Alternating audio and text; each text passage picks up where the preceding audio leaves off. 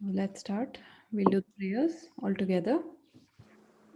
Om Sadashivamarambham ब्रह्मां शङ्कराचार्यमध्यमाम् शङ्कराचार्यमध्यमाम् Asmad अस्मदाचार्यपर्यन्तां वन्दे गुरुपरम्पराम् Saraswati सरस्वती नमस्तुभ्यं वरदे Varade कामरूपिणी Vidya विद्यारम्भं करिष्यामि सिद्धिर्भवतु मे सदा Om सहनावतु Sahana सहनौ भुनक्तु सह वीर्यं करवावहै तेजस्विनावधीतमस्तु मा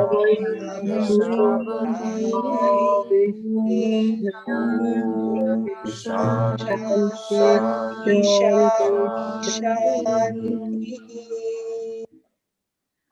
Vasudevendra योगीन्द्रं Natvam तत्त्वज्ञानं प्रदम् Mumukshu मुमुक्षुनामितार्थाय तत्त्वबोधो विधीयते Namah Shivaya. So, mute everybody, and then we'll start. Right. So last time we had started the fifth and the fourth topic of Tattva Bodha, which is the Aikya Vicharaha. Aikya means the essential unity between Jivatma and Paramatma. So we're going to see that topic today. And last time we had just seen some of these examples that would help us understand the topic better.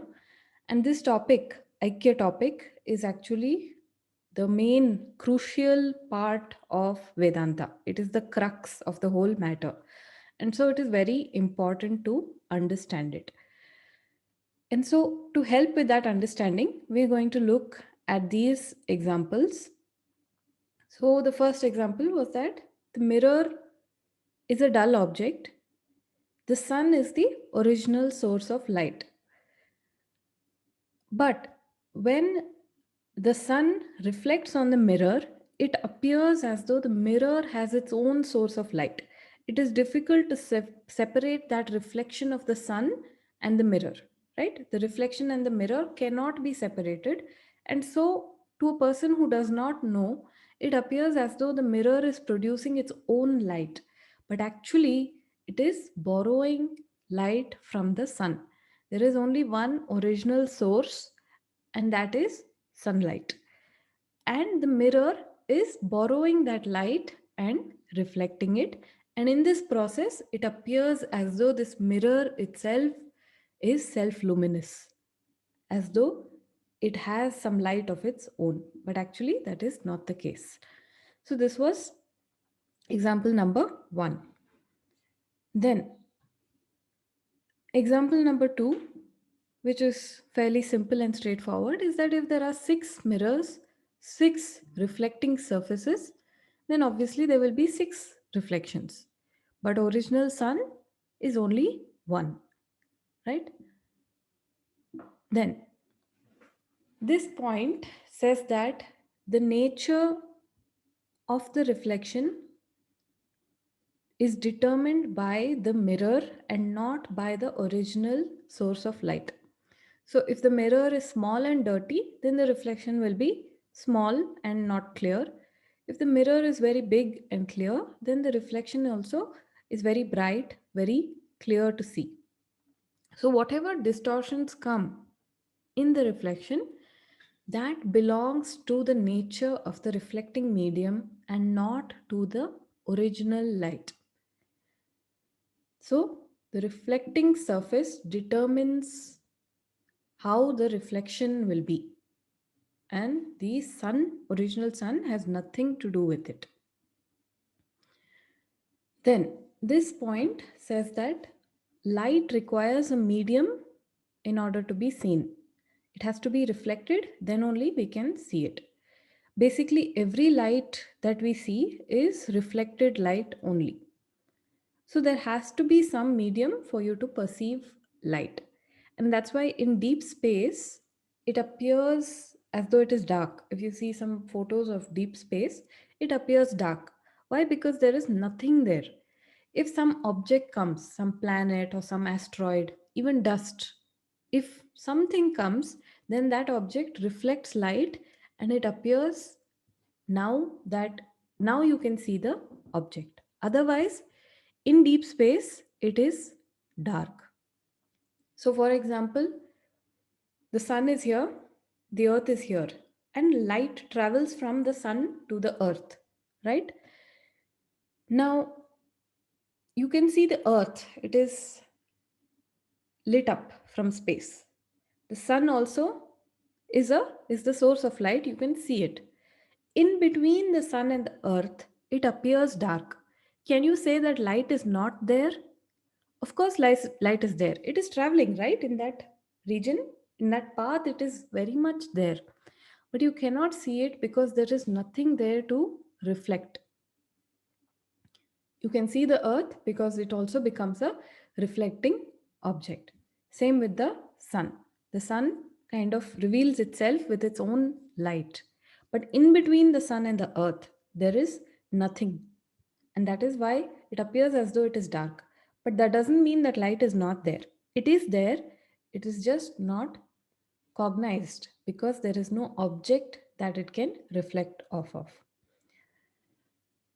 Now, if this light example is little challenging to understand, you can use the electricity and the fan example also. It's the same point that is conveyed. Electricity cannot be cognized without some object. You need something, some either a bulb or a fan or some other electric gadget to know whether electricity is there or not. Otherwise, there is no way to know about electricity. Okay, so a medium becomes necessary. Without a medium, this cognition, this accessibility is not there at all. And so that is this point. The last point is that all objects reflect light. It is not only the mirror that reflects light, the mirror is a perfect reflecting medium, whereas other objects are not. They reflect light only partially. They absorb some of it and then they reflect the rest of it, and that is why it appears as though there is color. The mirror appears as a perfect reflecting object, and that is why it appears as though the mirror is self-luminate. It has its own source of light. Whereas other objects, because of the partial reflection, they appear colorful. They appear with different colors. And again, remember that the color of the object is because of the object itself and not because of the light. The nature of the object determines which color it will be or which color it appears as, and not because of the light. The original light is still the same.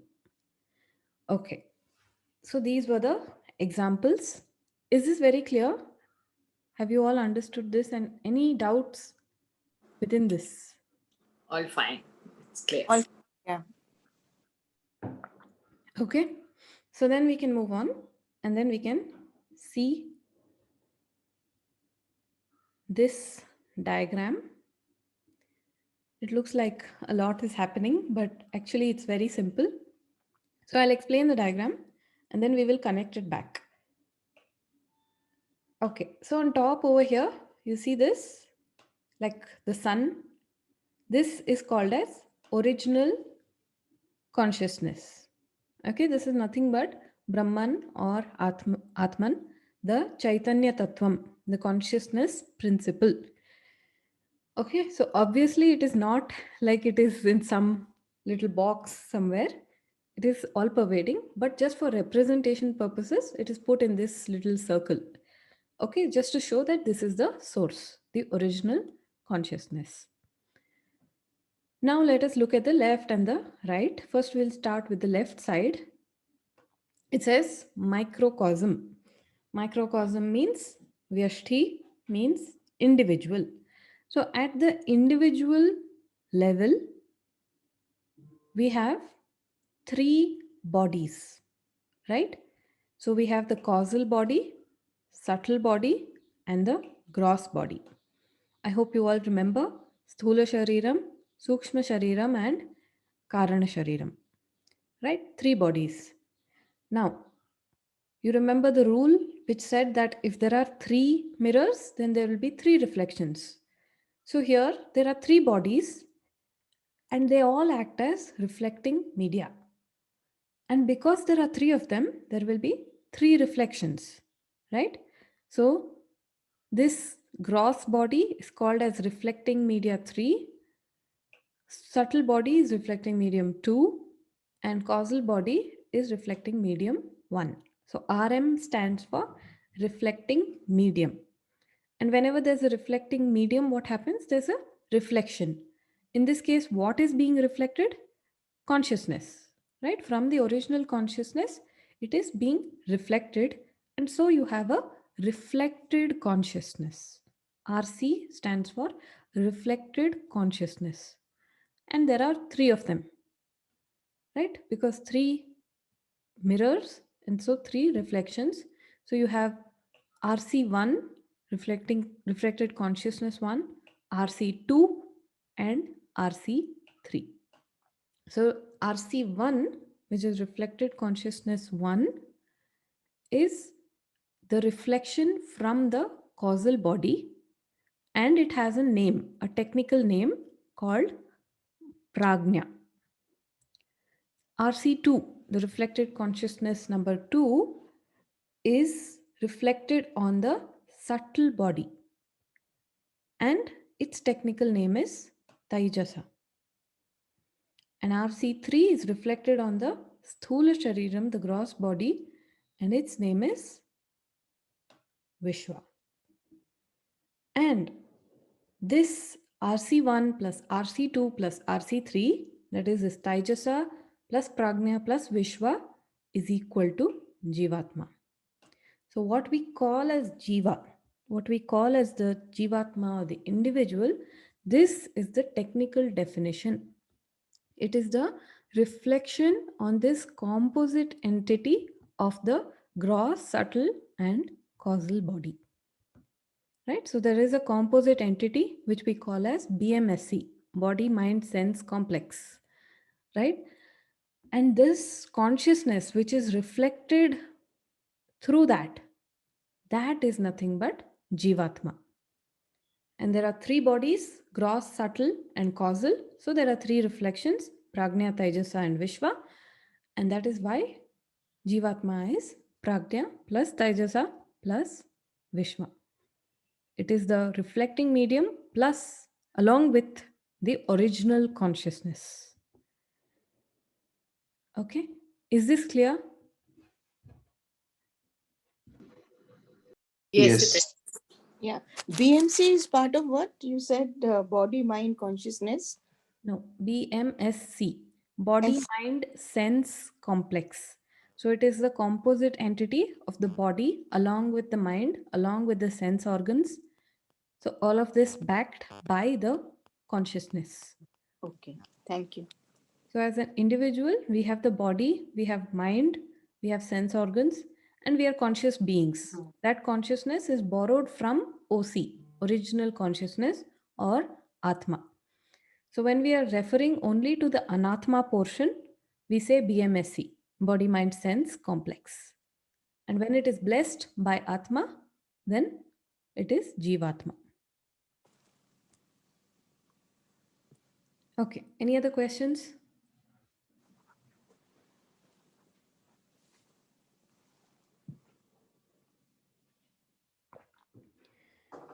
Okay, so Are you going to tell us more about Prajna, Taijasa, and Vishwa? you have heard these names before. In Tattvabodha class? Yes. Yes. Oh, I'm sorry. I think I missed that class. Sorry. Who can answer? Where did we come across Pragnya, Vishwa, and Taijasa? Some of us are newcomers. We've just joined. So what happens? So you will have to join the next batch. Anyway, it's starting next week only. Oh, So next week it's starting. Okay. yes. So Saturdays at 9 o'clock, we have a new batch starting from the beginning. Right. So Okay. in the meantime, others who can answer, where did we see Pragnya, Vishwa, and Taijasa? No one remembers? In the Jagrat Avastha, we call it, it's related to the Avastha Trayam. Yes. So we saw it in the topic of Avastha Trayam. We said Sthula Sharira Abhimani Atma Vishwa Ityuchyate. Right? Meaning the consciousness or the reflected consciousness which is identified with the gross body, that is called as Vishwa. So it came in the Avasthatrayam topic. So if you remember, there was waking state, dream state, and deep sleep state. And in each state, this consciousness, this reflected consciousness is identified with one of the bodies. So when it is gross body, when the identification happens with the gross body, it can only be in the waking state, right? When you're asleep, you're not even aware of the body. So it cannot be when you're asleep or when you are dreaming. So this identification with the physical body can only happen when you are awake. And so that is why we said that reflected consciousness, which is identified with the gross body, is called as Vishwa, and this happens in the waking state. And then in the dream state, the identification is only with the subtle body, with part of the subtle body, more specifically the vasanas, right? So that is why that identification with the subtle body, that entity is called as Taijasa. And then with causal body, that entity is called as Pragnya. That happens in the deep sleep state. And of course, as we know, it is a state of total ignorance, total unaware. Right? Right. So we have seen these names before. And this is about the microcosm, the Jivatma. Anything else? Thank you. Thank you, Medaji. Okay. Then we can move on and look at the macrocosm side. Now, macrocosm means the totality, the samashti, the universal level. So here also we have three bodies corresponding, just like for the microcosm. We have the causal universe, we have the subtle universe, and the gross universe. So sthula prapancha, sukshma prapancha, and karana prapancha. So the word shariram has been replaced by prapancha. Prapancha means universe at the totality level, at the macro level. So it is the same three bodies, but at macro level. And so again, they behave like three reflecting media.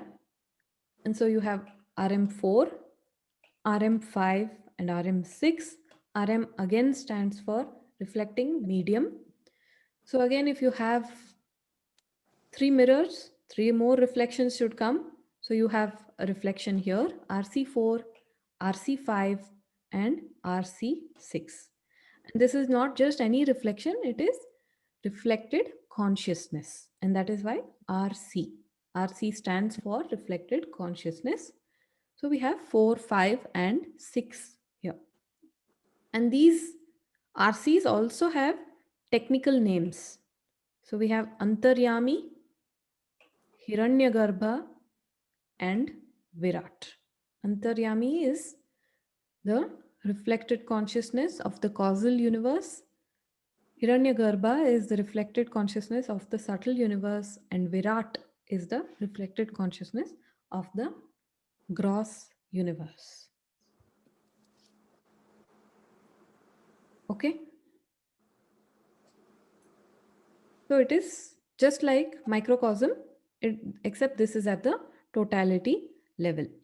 And when you combine, when you have RC4 plus RC5 plus RC6, you get Paramatma. In other words, Antaryami plus Hiranyagarbha plus Virat is nothing but Paramatma. When we say Paramatma, we mean Ishvara. So this is another technical definition of Ishvara. We had seen another previously, one more technical definition for Ishvara. What was it?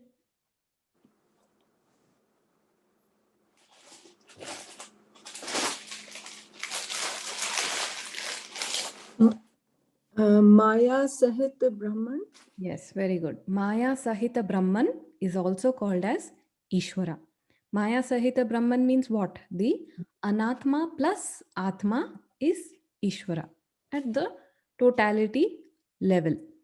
And here also we are saying the same thing. When we say all this causal universe, subtle universe, and gross universe, what are these? These are Anatma, right? They are inert, they are not conscious. And then where are they borrowing consciousness from? From this OC, the original consciousness. So you see these arrow marks, they depict that these inert Anatma entities are borrowing consciousness. And so this composite entity of Atma plus Anatma at the Samashti level, at the totality level, is called as Paramatma or Ishvara. Paramatma and Ishvara are the same thing. Okay. Any questions? Medaji, Yes. go ahead. Okay, so could you also explain Antaryami, Hiranyagarbha, and Virat, like how you explained Prajna, Taijasa, and Vishwa? These are technical names. There is not much more explanation. Okay, okay, So it is just the reflections of the different bodies. So, okay. you know, sometimes you may have heard certain Puranic stories that Hiranyagarbha is like the womb of the universe and things like that, right? Yeah, yeah. It is for this reason. When you look at it, the subtle universe, when they say, it is the where it is the totality of all the subtle bodies of the universe. Mm-hmm. So that is why it is called as the womb of the universe. Mm-hmm. Okay, thank you. Even Antaryami, sometimes it is called as the subtle, uh, another kind of womb, because it is nothing but Avyakta Maya. The potential for all creation is Antaryami. What I have heard of Antaryami is when the God is within you, you see the God within you. So Is another meaning of the word Antaryami is all pervading. mm-hmm. So obviously includes you also within you. But not just within you. It's not limited to only within you. It is Antaryami, all pervading, there, everywhere. And so again, another way of talking about this potential, the Avyakta Maya, Mm-hmm. because it is formless, right? There's no one place where it can be and one place where it cannot be. It is there everywhere. So that is the another idea. Thank you. Medaji, when you say samashti level, that means it also includes totality, all the jivatmas as well. Yes. Yeah, that's what I wanted to know. Thank you. Okay. So now that this diagram is clear, I hope this is clear. Any more questions on this?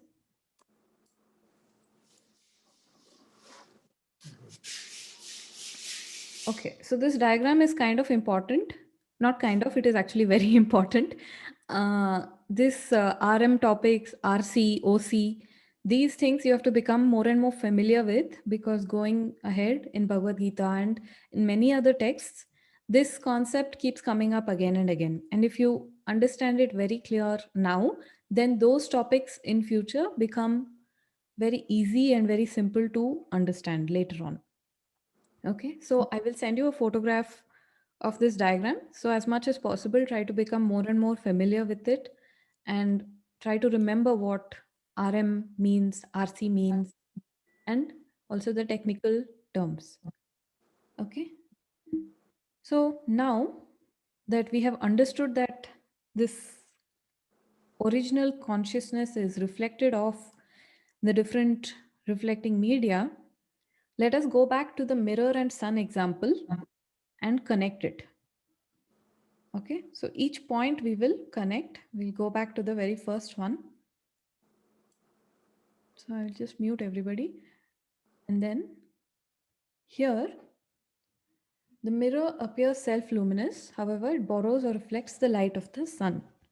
Now just replace the word mirror with mind and sun with Atma. So mind appears self-conscious. However, it only borrows or reflects consciousness from Atma. So mind by itself is Jada. Jada means inert. It has no consciousness of its own. But because of the proximity to Atma, it borrows and then reflects the consciousness.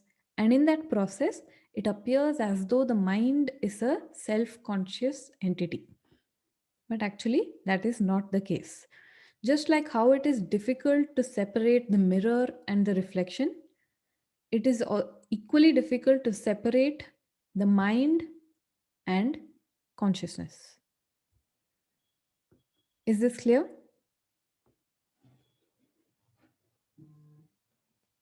Yes. Okay. Mind can never be separated from Atma. Nothing can ever be separated from Brahman, right?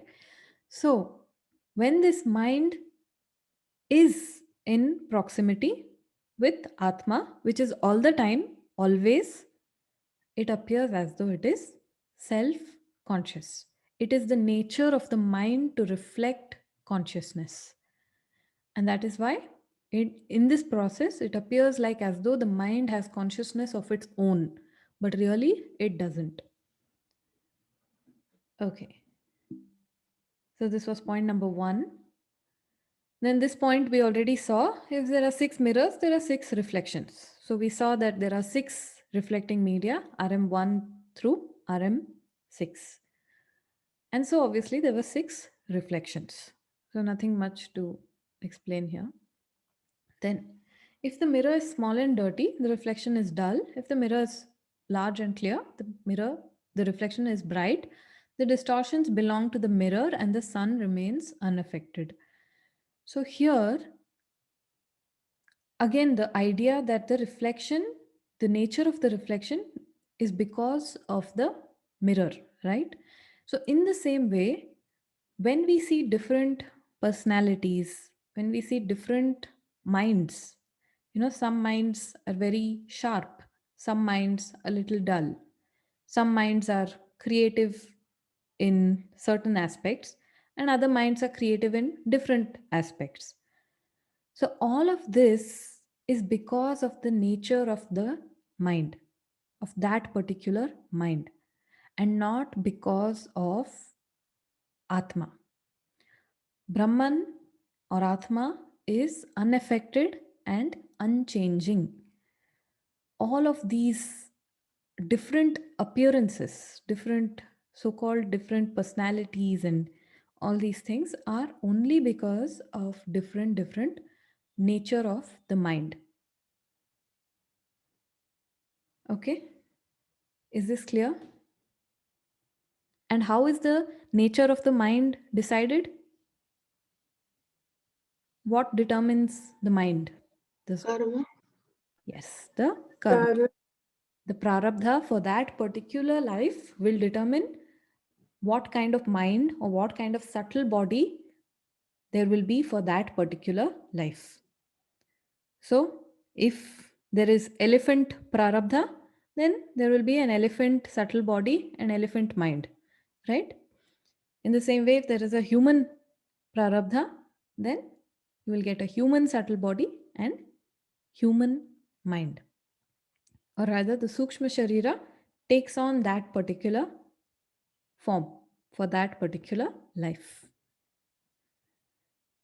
And when we talk about these subtle bodies and their natures, when it comes to animals, this reflection is not at its full potential. So that is why we say only in the human body, the Sukshma Shariram is able to fully express itself. It is able to take its full potential only in the human body. And that is why only human beings have the potential for moksha. Animals cannot get moksha. Only human beings can get moksha. Why? Because of the nature of our subtle bodies and minds. Only human beings have strong, advanced intellects and free will. And so that is why only human beings can work for moksha. Is this clear? So in the animal body, the reflection is a little dull. Is this clear? Yes. Okay. So light requires a medium to reflect in order to be seen. This consciousness, in order to have an experience of it, only the reflection can be experienced. Okay, just like how all light that is seen is reflected light, all consciousness that is experienced is only reflected consciousness. It is not possible to experience pure consciousness. So, whatever consciousness we experience right now, by being awake, we are conscious beings, right? Sentient beings.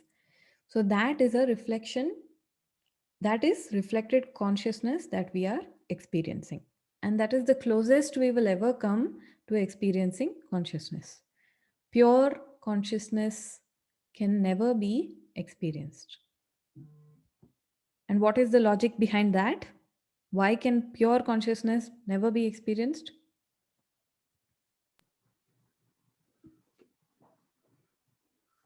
It is like because we cannot see ourselves with, we cannot see our own eyes, something like that.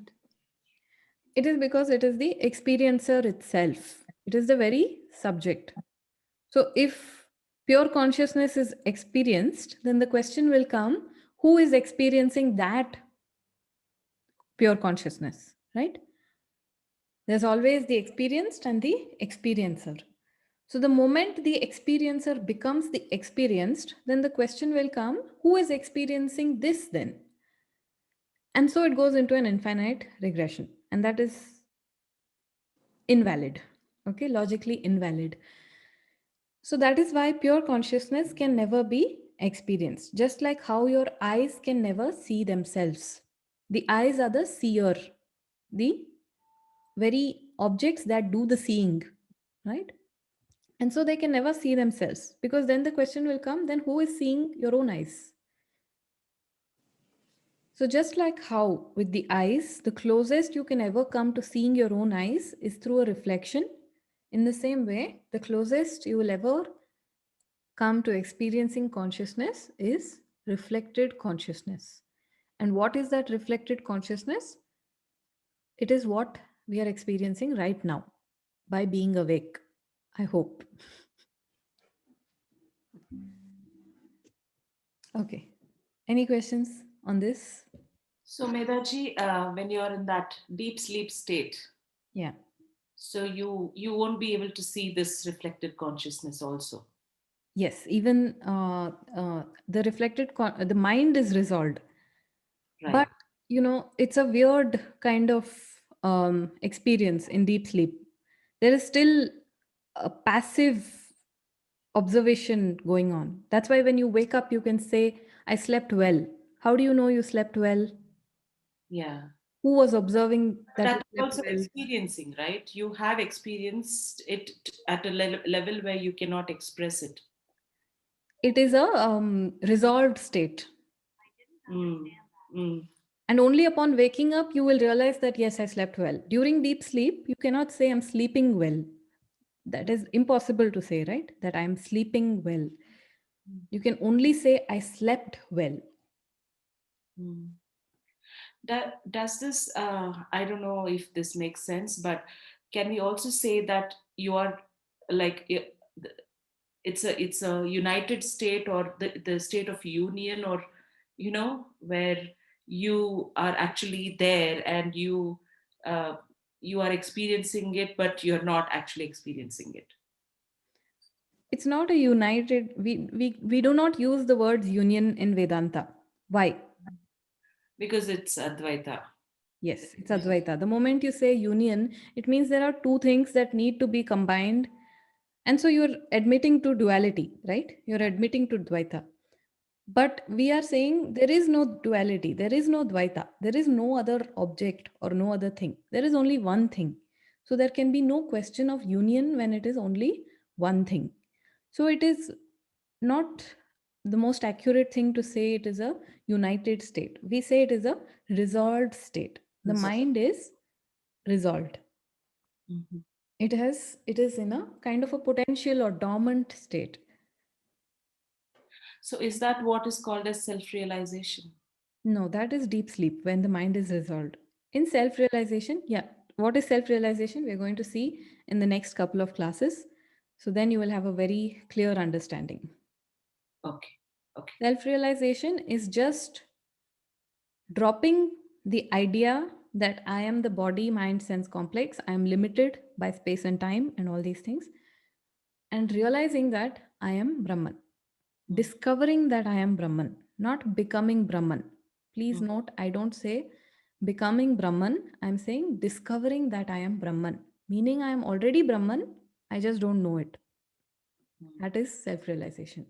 So, right now, also, you are Brahman, it is just that you are unable to enjoy the benefits of being Brahman because of all the problems associated with the body mind sense complex.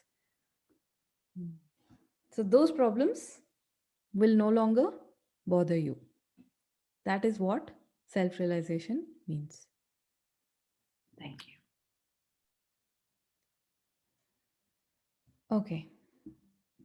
Now, the last point, all objects reflect light. Mirror is a perfect reflecting medium, whereas others are not. Objects appear differently colored due to the nature of the object, not because of the original light. So, how to connect this to our topic of consciousness and the reflecting media? So, this point basically answers one of the very frequent questions that come up, that does a stone have chit? So, let me ask you, does a stone have chit? Yes. Yes. Any other answers?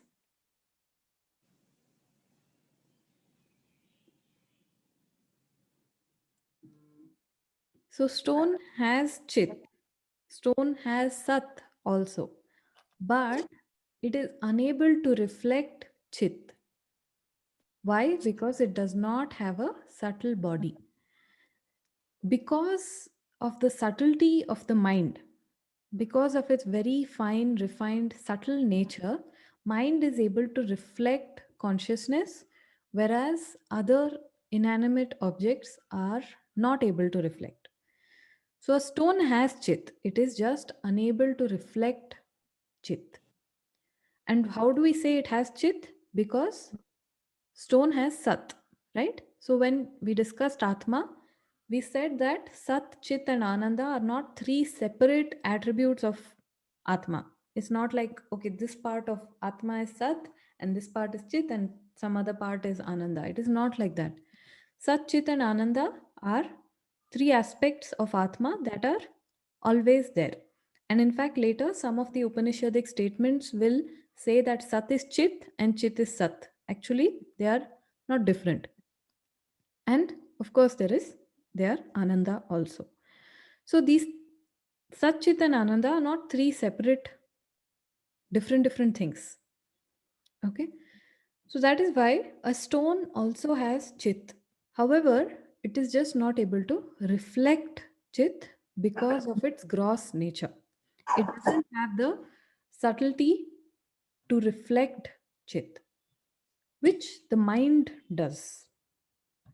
Okay, mind has, and that's why any any entity that has a subtle body, we call it as a living being. So this is the difference between living and non-living beings, the presence and absence of a subtle body. That is why we say trees are living beings. They have a Sukshma Shariram, not so well developed, but sufficient that they can be called as living beings. Same with animals. They also have Sukshma Shariram, and definitely humans have a Sukshma Shariram. So, another example to help you with this Sat and Chit idea is another very classical Shastric example of the iron ball. So, when we look at fire, fire has two principles, heat and light, right? Two tattvams, you can say, heat and light. Now, when you heat water, when water comes in contact with fire, the water becomes hot. So, the heat part, the heat principle of the fire is borrowed by the water. But does the water glow or does it change color? No, right? So, the light aspect of fire is not borrowed. But suppose you take an iron ball and you heat it in the fire.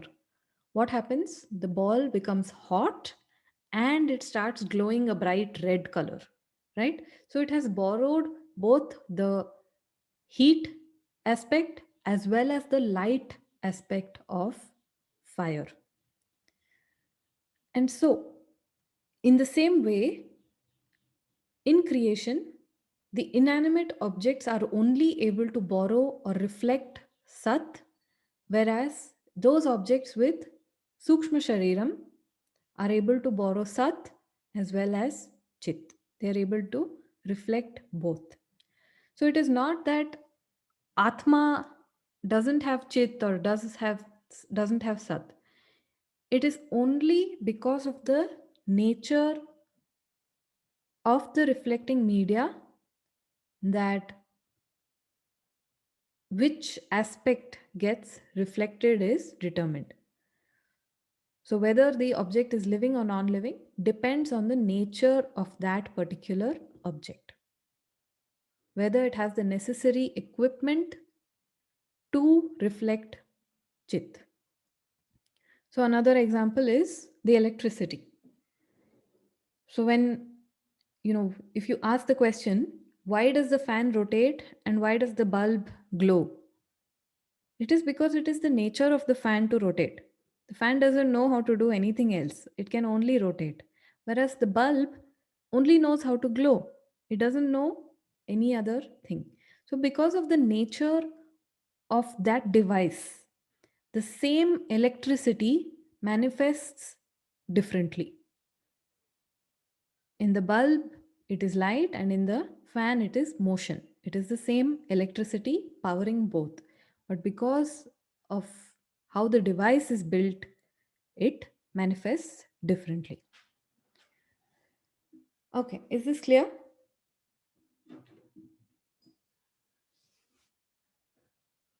Yes.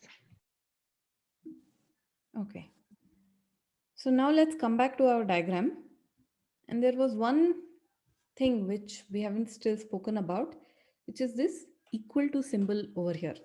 So we have said Jivatma is equal to Paramatma. Now it seems strange because when you look at it superficially, Jivatma means what? The individual, right? And this individual has a limited intellect or not?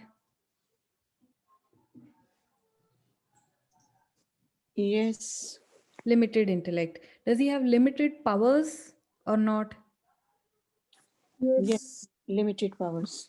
Limited powers. Is he limited by space and time? Definitely. Definitely limited by space and time.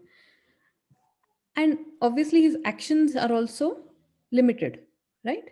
He, even his ability to act is limited by whatever, many factors, but certainly limited. Yes. Yes. So we have the Jivatma on one side, who is definitely a limited individual. And when compared with this Ishvara, he appears as though he is inferior. And what are we comparing when we say Ishvara? When we say Ishvara, we are comparing with the whole universe, the totality. So it is not just the universe, the physical universe, but also all the laws that govern the universe, right? All the physics laws that we have, the gravitation, the planetary motions, and everything that comes in physics. And not just those laws, the natural laws, but we also have the moral laws, that is the laws of karma. So when we say Ishvara or God or the Lord, it's not like he can behave however he likes, right? He is also bound by the laws of karma.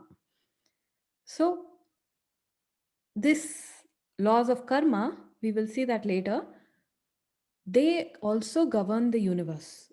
And just like how the physics laws cannot be broken, in the same way, the moral laws, the laws of karma, also cannot be bypassed. Okay? But still, he is, he maintains all this Ishvara, he maintains all these cosmic laws, and he appears so much more bigger than me. He's supposed to be omnipotent, omniscient, all knowing, all pervading, all these things. And so when you compare this small, limited little Jivatma with this huge, all knowing Paramatma, can you understand why there is a equal to sign, or does it make sense to put an equal to sign there?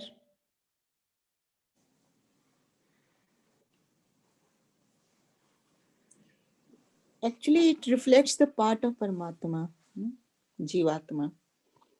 Yes, it is a part, no doubt. But when you say part, obviously the Jivatma is a small individual, a limited aspect of that. And when you directly compare that small part of Paramatma to the whole, can you put an equal to sign there? It's a collection of Jivatmas. That is okay, but is All the the equal to Jivatmas. sign, does the equal to sign make sense, is what I'm asking. Yeah, because it is Advait consciousness level is all same. By the mind body level, it's different. Maybe consciousness level is one and same, so that's why it's equal to sign makes sense. Yes, so that is the answer. When you compare these anatma portions, the reflecting medium on both sides, on the left hand side with the right hand side, obviously the equation doesn't make sense because my body is small and limited and only this much size and all these things. Whereas when you compare with the whole universe, how can my body be equal to the body of the whole universe? It doesn't make any sense. So clearly, there is something more to be understood here. So, what we must do is we have to drop the distortions, we have to drop the reflections, and then the equation makes sense. If you retain the reflections, then it looks meaningless, it looks absurd, right? How can my body be equal to the whole universe? It's not it's not an idea that sits well. And so that is why what you must do, must drop this body and drop that universe also. And how do you drop them? Obviously physically it can't be dropped, right? I can't run around trying to destroy the universe in the name of dropping it, right? It is an intellectual understanding. Then I have to intellectually, mentally negate this anatma portion on the left hand side and anatma portion on the right hand side. And when I do that, when I remove this reflection, this distorted reflection, what happens? Jivatma minus the distortion, I am left with Atma, that is OC, original consciousness. And on the right side also, Paramatma minus distortion is also OC, the original consciousness. And so they are equal. You cannot take the equation at face value, cannot say that the body of Jivatma is equal to body of Paramatma. You have to say minus the body and this, the anatma portion of this Jivatma minus this Paramatma portion of this Paramatma, you get Atma only. And this Jivatma, what happens? The individual, unfortunately, he does not know that he is himself a distortion, nor does he know that Paramatma is also a distortion. And why do I say distortion? Because this original consciousness, this OC, Atma, it is attributeless, it is beyond, transcending all attributes. But now, in these reflections of Jivatma and Paramatma, it appears to have attributes. In the Jivatma, it appears to have some limited attributes, right? Limited intellect, limited functioning, all these things. And in the Paramatma, it appears to have certain superior attributes, like the cosmic functioning of the whole creation is a very superior attribute. But this original Atma has no attributes at all. It is Nirguna, right? No attributes at all. And so the reflection is a distortion. The attributeless now appears to have attributes. And so it is a distortion. And the Jivatma, his vision is clouded by these distortions. He cannot see that he himself is a distortion, and he cannot see that Paramatma is also a distortion, and so he makes himself miserable. So, the whole root of sorrow and misery is this wrong perception, this misperception, which is focused on the distortions. So, this Vedantic or Advaitic vision is to shift from that distorting medium to the OC, to negate the distorting medium and shift the vision to OC. And the moment this vision shifts, then all there is Advaita. There is only Advaita, there is only Brahman. And this shifted vision, this shifted understanding is what we call as enlightenment or moksha. To give you another example to help with this idea that how can you just discount these distortions, suppose there's a mirror in front of you and you can see yourself in the mirror. Now when talking, do you say I am talking or I am eating, or do you say we are talking and we are eating?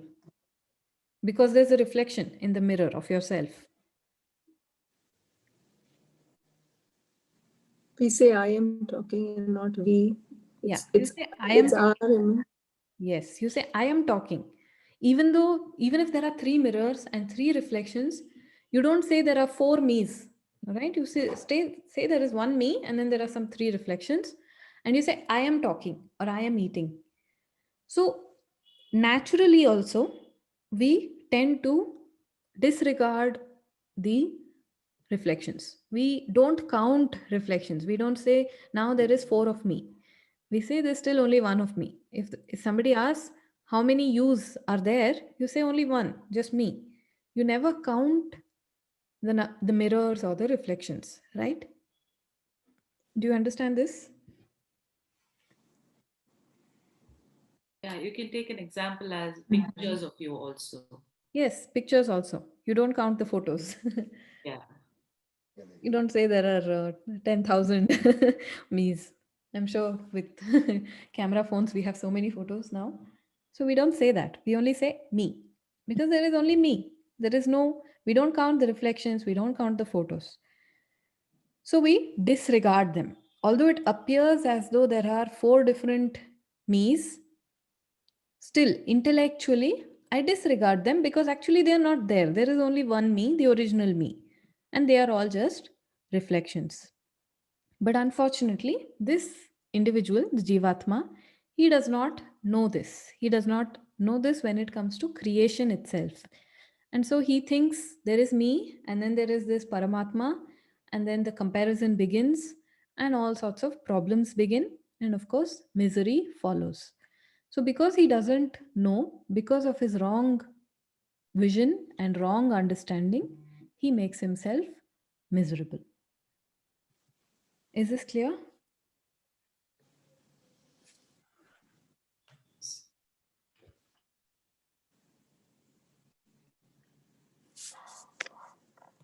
Can I ask, might be a silly question. When Jivatma is all reflection from the body, Sukshma Shariram, and when there's a death, so we had an idea that this Jivatma travels from one body to the other, it never dies. But I think as soon as the body dies, the Jivatma also there's no reflection from that Sukshma body. So Jivatma also perishes. No, it doesn't perish. It is just so when the Sukshma Shariram doesn't have a sthula body, then it is kind of in a dormant state. It is waiting for the next body. So when it gets Okay. the next body, Sukshma Shariram also waits for the next body. yes, it waits for the next body. So the Indriyam eye cannot see without the Golakam eye. It needs the Golakam eye in order to see. Okay. So Thank you. the potential or the Sukshma Sharira, that's why we say it travels. In other words, it is waiting for the next body. The moment it gets the next body, again it takes that particular shape and carries on. In that way, it doesn't die. Okay. Thank you. Thank you very much. Medhaji, these distortions are the Sukshma Sharir. The distortions are the fact that the attributeless Brahman now appears to have attributes, that the one Brahman now appears to be multiple. That is the distortion. So it's in the mind, and that's why it's in this. It's a part of the Sukshma Sharir. It is because, yes, it is in a way in the mind. Not, we will see this, it comes in the next line. So, as an example, suppose you take a broken mirror. If there's a broken mirror in front of you with many, many pieces, when you look in the mirror, it appears like there are many small versions of you, right?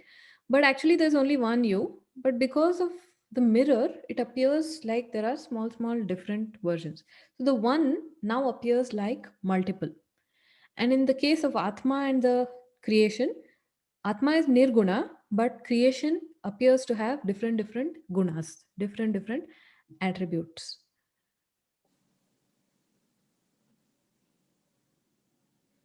Is that clear? So,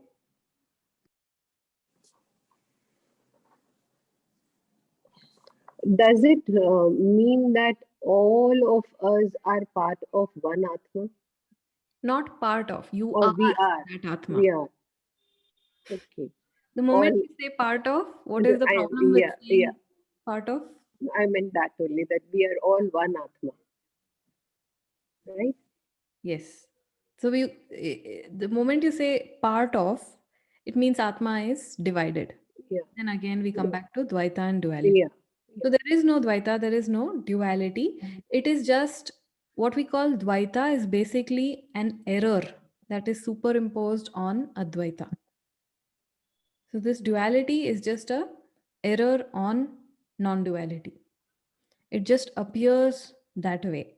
And why it appears that way and why this happens, we will see in the next class. Okay. Any other questions?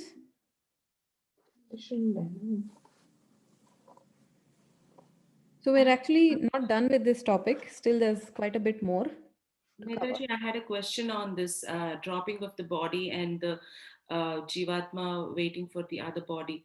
So does it depend on the Jivatma's karma Yes. as to how many days it has to wait for the next body to, It depends on when that particular karma will fructify. The conditions have to be met, right?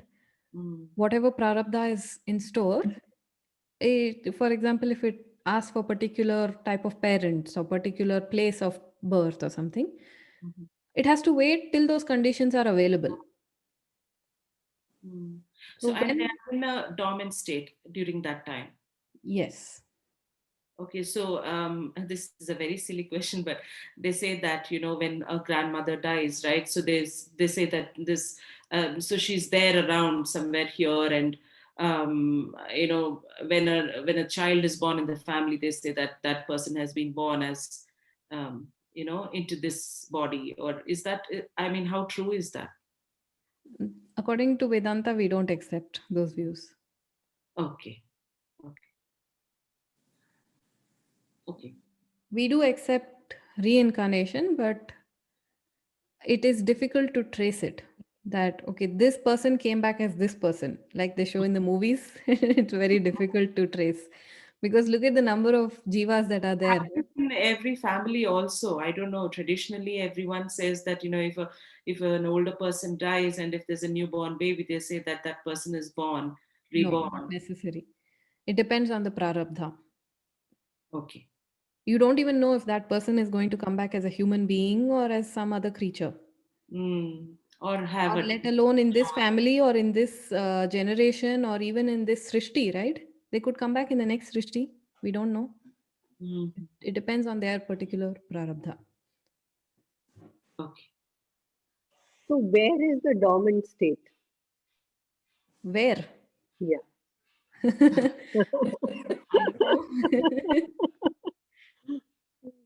There are a lot of books written on it. So one is confused. Where does the dormant state go after you die? What happens to the Atma? There is no, see, the thing is that we are used to thinking in linear terms, in physical terms. Every time we talk of concepts, we are used to linear thinking. When it comes to time, we want a beginning, we want an end. When it comes to objects, we want some physical location for them. But we have to realize that Vedanta is filled with abstract concepts. There is no more linearity, there is no more physicality. We have to sort of come out of those concepts, because that is the conditioning. Most of us have got a Western education, and unfortunately the mind is conditioned to think in terms of time and space only. But we have to come out of those concepts, otherwise it becomes difficult. We want to imagine and visualize everything in terms of time and space.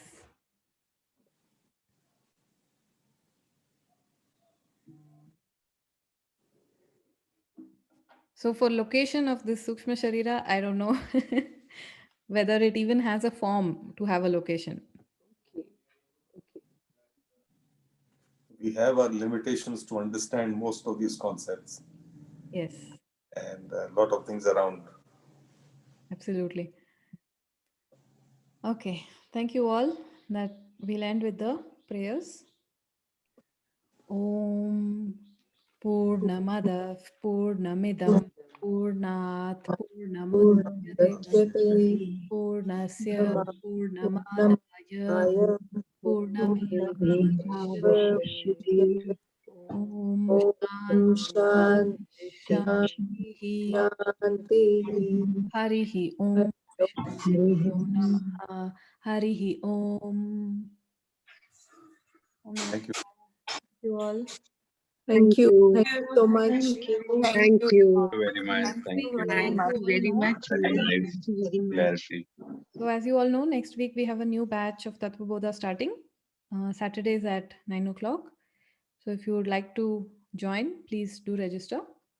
And for those who joined in between, please, it would be good to start from the beginning and learn all the concepts, all the basics from the beginning. Okay, that's all. So that means we'll have 2 classes next Saturday.